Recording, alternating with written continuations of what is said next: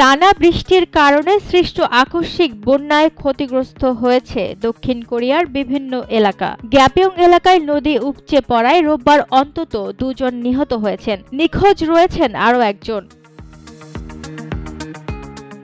একদিনেই সেখানে বৃষ্টি হয়েছে 190 মিলিমিটারের বেশি। স্থানীয়রা বলছেন 60 বছর পর আবারও একই দিনে এমন দুর্যোগ দেখল গ্যাপিয়ং। বুধবার থেকে শুরু হওয়া প্রবল বর্ষণের কারণে দক্ষিণ কোরিয়া জুড়ে প্রায় 10,000 মানুষকে নিরাপদ আশ্রয়ে সরিয়ে নেওয়া হয়। আরও ভয়াবহ, বর্তমানে বিদ্যুৎ বিচ্ছিন্ন আছে 41,000-এর বেশি বাড়ি।